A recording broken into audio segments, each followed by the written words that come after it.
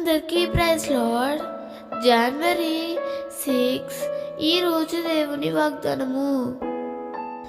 దేవుడు తగిన సమయమందు మిమ్మును హెచ్చించునట్లు ఆయన బలిష్టమైన చేతి క్రింద దీన మనస్కులై యుండుడి. 1 పేతురు 5:6.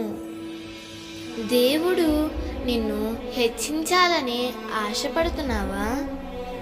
దేవుడు నిన్ను హెచ్చించాలంటే ఆయన బలిష్టమైన చేతి క్రింద దీన మనసు కలిగి ఉండాలి.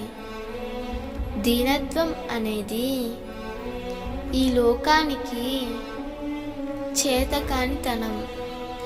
దీనత్వం అనేది ఈ లోకానికి వెర్రితనం లాంటిది. దేవుని దృష్టిలో దీనత్వం అనేది ఘనతకు మూలం.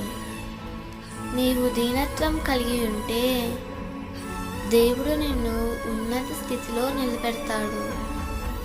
దేవుని చేతి క్రింద నీవు అణిగి ఉండాలి.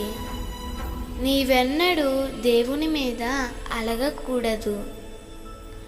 దేవుని చేతి క్రింద మౌనంగా ఉండు. దేవుని ఎన్నడూ ప్రశ్నించవద్దు. దేవుడు తన సమయంలో తప్పకుండా నిన్ను హెచ్చిస్తాడు. దీనులను ఆయన ఉన్నత స్థితిలో నిలబెడతాడు. ఆనాడు దావీదును ఎంతో గొప్ప స్థానంలో నిలబెట్టాడు.